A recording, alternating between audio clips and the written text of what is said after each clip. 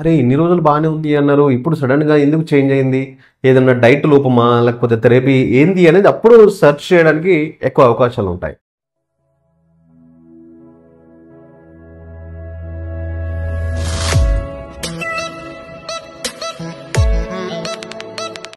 Hello friends, welcome to our channel autism rail. ఇంతకు ముందులాగే ఈరోజు కూడా ఒక మంచి టాపిక్‌తో మేము ముందుకొచ్చాము. ఈరోజు టాపిక్ ఏంటి అంటే అసలు స్కూల్‌లో స్పెషల్ పిల్లల్ని రిజెక్ట్ చేయడానికి కారణం ఏంటి? అసలు ప్రాబ్లమ్ ఎక్కడి నుంచి స్టార్ట్ అవుతుంది? సో ఇంట్లో ఏమన్నా వర్కౌట్ చేయాలంటే వర్కౌట్ చేస్తే స్కూల్‌లో సెట్ అవ్వడానికి ఛాన్స్ ఉంటుందా? సో ఈ టాపిక్ పైన డిస్కస్ చేద్దామనే ఆలోచనతోటి ఈ వీడియోతో మేము ముందుకు వస్తున్నాము. కాబట్టి చాలా ఇంపార్టెంట్ టాపిక్ కాబట్టి మీరు మధ్యలో స్కిప్ చేసినట్లయితే అర్థం అవ్వకపోవచ్చు. వీలైతే లాస్ట్ వరకు చూడడానికి అయితే ట్రై చేయండి. సో చాలామంది కాల్ చేసి లేదా కాల్ చేయడం వల్ల కానీ లేదంటే కామెంట్లో మెసేజ్ రూపంలో తెలపడం వల్ల కానీ చాలామంది ఈ క్వశ్చన్ అయితే రేజ్ చేశారు. సో వాళ్ళు రేజ్ చేసిన క్వశ్చన్ ఏంటి అంటే, సరే మేము ఎవ్రీ 3 మంత్స్కి ఒకసారి, ఎవ్రీ 6 మంత్స్కి ఒకసారి, మ్యాక్సిమం అంటే ఎవ్రీ 1 ఇయర్కి ఒకసారి మేము స్కూల్ చేంజ్ చేస్తున్నాము. అసలు ఒక స్కూల్లో కంటిన్యూ అవ్వలేరా మా పిల్లలు అని ఒక క్వశ్చన్ రైజ్ చేశారు. సో మరి అసలు ఈ ప్రాబ్లం ఎక్కడి నుంచి స్టార్ట్ అవుతుంది? పేరెంట్స్ లోపమా, పిల్లల లోపమా, లేదంటే స్కూల్లో ఉన్న టీచర్స్ లోపమా? సో ఎక్కడి నుంచి స్టార్ట్ అవుతుంది అంటే, ఇప్పుడు అందరు పిల్లలు, సరే ఎగ్జాంపుల్ అండి, బెస్ట్ ఎగ్జాంపుల్, పేరెంట్స్ వెళ్ళి ఏంటి అంటే స్కూల్లో అడ్మిషన్ కోసం వెళ్తారు. స్కూల్లో అడ్మిషన్ కోసం వెళ్తే ఏంటి అంటే వాళ్ళు అకాడమిక్ ఇయర్ స్టార్టింగ్ టైం కాబట్టి సరేనండి, ఓకే, మాకైతే అభ్యంతరం లేదు, మేము తీసుకొని ఖచ్చితంగా మాకు వీలైనంత మట్టుకు మేము ఖచ్చితంగా బేబీకి సపోర్ట్ చేయడానికి అయితే ట్రై చేస్తామనే ఆలోచనతోటి వాళ్ళు తీసుకున్న తర్వాత కొందరు పేరెంట్స్ ఏంటి అంటే మొత్తం ఒకటేసారి ఫీ పే చేస్తారు. కొందరైతే సగం పే చేసి మిగతా సగం తర్వాత ఆలోచిద్దామంటారు. లేదా కొందరు పేరెంట్స్ ఏంటి అంటే ఒక 1 మంత్ ముందు పే చేద్దాము, ఒకవేళ సపోర్ట్ చేస్తే మొత్తం పే చేద్దాం అనే ఆలోచనతో అలా పే చేస్తారు. పే చేసిన తర్వాత ఒక 1 మంత్ అయిపోతుంది, 2 మంత్స్ అయిపోతుంది, 3 మంత్స్ అయిపోతుంది. ఓకే, అంత మంచి స్కూల్ అయితే ఒక 6 మంత్స్ అయిపోతుంది అనుకున్నాం. సో ఎప్పుడైతే పేరెంట్స్ థెరపీస్ కంటిన్యూ చేయకుండా ఇంట్లో ఎఫర్ట్ పెట్టకుండా ఉంటారో పిల్లలు అగ్రెసివ్నెస్ అండ్ ఆడ్ బిహేవియర్ ఏదైతే ఉందో అది ఖచ్చితంగా బయటపడడానికి ఛాన్స్ ఉంటుంది. ఈ బిహేవియర్ ఎక్కడ? స్కూల్లో కనిపిస్తుంది. క్లాస్లో ఉన్నట్టునే సడన్గా పిల్లల్ని లాగడం, జుట్టు బట్టి పీకడం, వాళ్ళు ఏదైనా పక్కన స్నాక్స్ టైంలో అందరు కలిసి కూర్చుంటారు కదా. సో పక్కన పిల్లలు ఏదైనా స్నాక్స్ ఓపెన్ చేస్తారంటే టక్కని తీసుకొని నోట్లో పెట్టుకొని తిడేయడం, లేదు అంటే అట్లా చేయొద్దు అంటే గట్టిగా ఏడవడం, లేదు అంటే బెంచ్లోంచి లేసి క్లాస్ మొత్తం తిరగడం, లేదు అంటే కారిడార్లో తిరగడం. సో ఇలాంటివి అయితే ఖచ్చితంగా చేయడానికి ఛాన్సెస్ ఉంది. ఎవరు? స్పెషల్ బేబీస్ ఎవరైతే ఉన్నారో వాళ్ళు.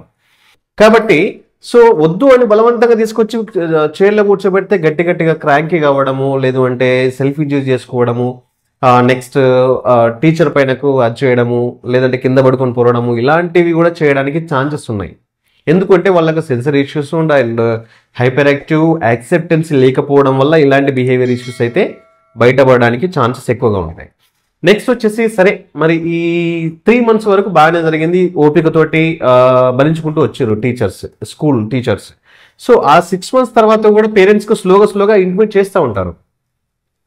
మీ బేబీ వేరే వాళ్ళని లాగుతుంది, వేరే వాళ్ళని గిచ్చుతుంది, వేరే వాళ్ళ చైర్లోకి వెళ్ళి కూర్చుంటుంది, వేరే వాళ్ళ స్నాక్స్ తీసుకొని తింటుంది అంటే పేరెంట్స్కి అప్పటి నుంచి నిజమైన భయం, అసలు అప్పటి నుంచి స్టార్ట్ అవుతుంది భయం అనేది. అరే ఇన్ని రోజులు బాగానే ఉంది అన్నారు, ఇప్పుడు సడన్గా ఎందుకు చేంజ్ అయింది? ఏదన్నా డైట్ లోపమా, లేకపోతే థెరపీ ఏంది అనేది అప్పుడు సెర్చ్ చేయడానికి ఎక్కువ అవకాశాలు ఉంటాయి. మరి ఏం చేయాలి? సో అసలు స్కూల్లో కావాల్సిన బిహేవియర్ ఎలాంటిది? మనం ఇంట్లో ఎలాంటివి ప్రాక్టీస్ చేయాలి? ఇంట్లో ప్రాక్టీస్ చేసిన దానికి స్కూల్లో చూపించేదానికి కమ్యూనికేట్ అవుతుందా అవ్వదా, సెట్ అవుతుందా అవ్వదా?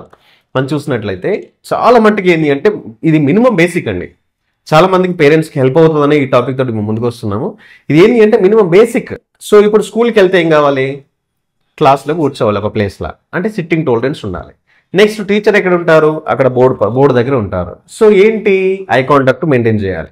నెక్స్ట్ బోర్డు పైన ఏదన్నా రాస్తే దాన్ని చూసి కాపీయింగ్. నెక్స్ట్ వేరే పిల్లలతోటి మింగిల్ అవ్వాలి. సో ఇక్కడ మనం గట్టిగా అబ్జర్వ్ చేస్తే 4 లేదా 5 యాక్టివిటీస్ మీరు ఇంట్లో చేస్తే కనుక స్కూల్లో ఎలాంటి ప్రాబ్లం రాకుండా ఉండడానికి ఛాన్సెస్ ఎక్కువ ఉంటాయి.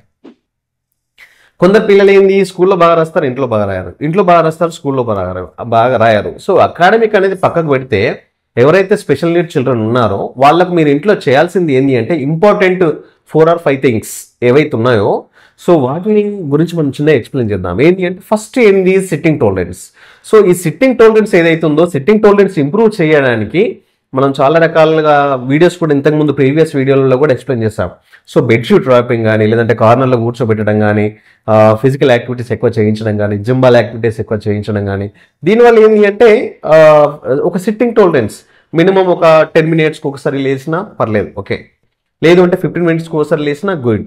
సో ఆ టైం వరకు కూర్చునే క్యాపబిలిటీ అయితే బేబీలో వస్తుంది. కాబట్టి సిట్టింగ్ టాలరెన్స్ కోసం చేయాల్సిన యాక్టివిటీస్ ఏంటి అంటే బెడ్షీట్ ర్యాపింగ్ ఖచ్చితంగా అండి, మస్ట్ అండ్ షుడ్. అండ్ ఇంకొకటి ఏంటి అంటే olive oil massage and olive oil salt కలిపి బాడీ మొత్తం మసాజ్ చేయడం. సో ఏదైనా సెన్సరీ ఇష్యూస్ ఉంటే ఫేడ్ అవుట్ అవుతాయి. అండ్ బెడ్షీట్ ర్యాపింగ్ వల్ల ఏంటి అంటే బేబీ ఒక ప్లేస్లో కూర్చోవడానికి sitting tolerance and hyper active తగ్గడానికి కూడా ఛాన్సెస్ ఎక్కువ ఉంటాయి. నెక్స్ట్ వచ్చేసి సెకండ్ పాయింట్ వచ్చేసి ఏంటి అంటే ఐ కాంటాక్ట్. సరే, ఇప్పుడు స్కూల్కి వెళ్ళి వస్తుంది, థెరపీ పోతుంది, ట్యూషన్ పోతుంది, అయ్యో ఎందుకు బిడ్డకు ఇంత బర్డెన్. సో ప్రాబ్లం ఉంది కాబట్టి బర్డెన్ అయినా పర్లేదు, ఎందుకు మనం థెరపీస్ ఇచ్చేది ఎందుకు, వాళ్ళ ఎక్స్ట్రా ఎనర్జీ ఏదైతే ఉందో దాన్ని రెడ్యూస్ చేయడానికే థెరపీస్, ట్యూషన్స్, స్కూల్ ఇవన్నీ చేస్తున్నారు. సో అలాంటప్పుడు మీరు బర్డెన్ అనుకోవడంలో మేబీ పొరపాటు ఉందేమో అన్నట్టు నాకు అనిపిస్తుంది. సో చాలా మంది పేరెంట్స్ అన్నారు. నెక్స్ట్ వచ్చేసి ఏంటి అంటే eye contact. So eye contact ఎప్పుడైతే మెయింటైన్ చేస్తారో వేరే పిల్లలు, ఇప్పుడు ఎగ్జాంపుల్ వచ్చి హాయ్ హలో అని చెప్పగానే ఏంటి అంటే ఐ కాంటాక్ట్ మెయింటైన్ చేయడానికి ఛాన్స్ ఉంటుంది. కాబట్టి ఐ కాంటాక్ట్కి సంబంధించిన యాక్టివిటీస్ ఏవైతే ఉన్నాయో వీలైతే మీకు తెలియకపోతే ఎవరైతే థెరపిస్టులు ఉన్నారో దగ్గరలో వాళ్ళని తెలుసుకోండి, లేదంటే గూగుల్లో సెర్చ్ చేసినా పర్లేదు. సో ఐ కాంటాక్ట్కి సంబంధించిన యాక్టివిటీస్ ఏవేవి, డార్క్ రూమ్ చేసేసి టార్చ్ లైట్ ఆన్ చేసి ఆఫ్ చేయడం, నెక్స్ట్ దాని డైరెక్షన్ చేంజ్ చేయడం, లేదు అంటే లెఫ్ట్ సైడ్ నుంచి స్లోగా రైట్ సైడ్ తీసుకురావడం. దీనివల్ల ఏంటి అంటే ఐ కాంటాక్ట్ అనేది ప్రాపర్గా డెవలప్ అవుతుంది.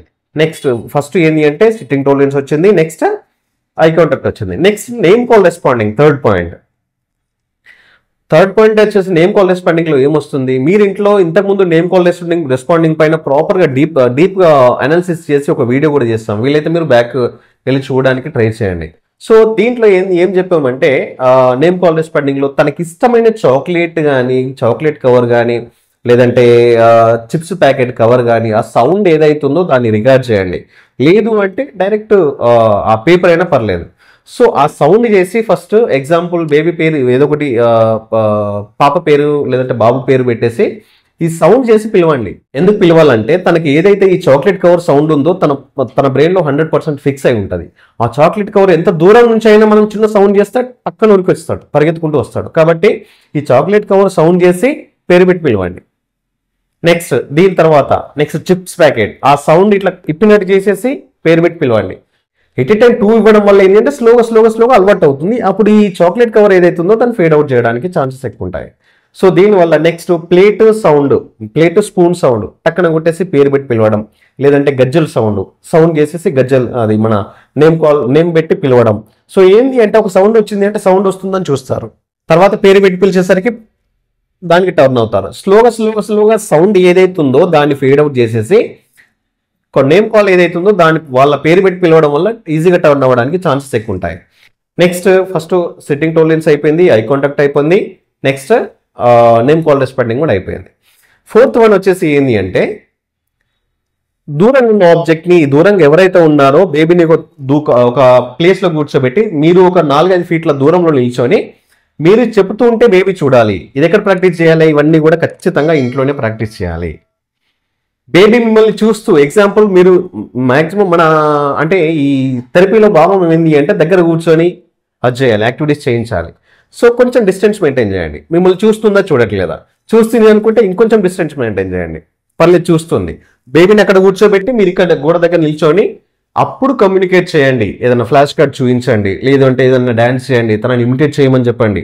సో ఎప్పుడైతే మీరు డిస్టెన్స్ మెయింటైన్ చేస్తారో మీరు టీచర్, తన స్టూడెంట్, ఇది ఎక్కడ అప్లికేబుల్ అవుతుంది, స్కూల్లో అప్లై అవుతుంది. కాబట్టి సో స్కూల్లో తను ఒక బెంచ్లో కూర్చున్నా కూడా టీచర్ ఎక్కడ ఉంది, బోర్డు దగ్గర ఒక్కరు మాత్రమే ఉంటారు. కాబట్టి ఖచ్చితంగా టీచర్ పైన ఫోకస్ ఉండడానికి ఛాన్సెస్ ఎక్కువ ఉంటాయి. Next last point 5th point ఏంటి అంటే చిన్న బోర్డు అరేంజ్ చేయండి.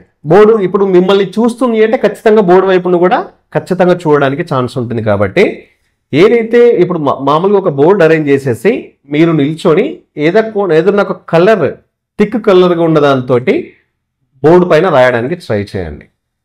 సో బోర్డు పైన రాసి అట్లీస్ట్ దాన్ని కాపీ చేయకపోయినా కూడా, కాపీ చేసి ట్రై చేయకపోయినా కూడా మేబీ మిమ్మల్ని చూస్తూ మీరు రాసేదాన్ని పైన కొంచెం కాన్సన్ట్రేట్ చేస్తే చాలు.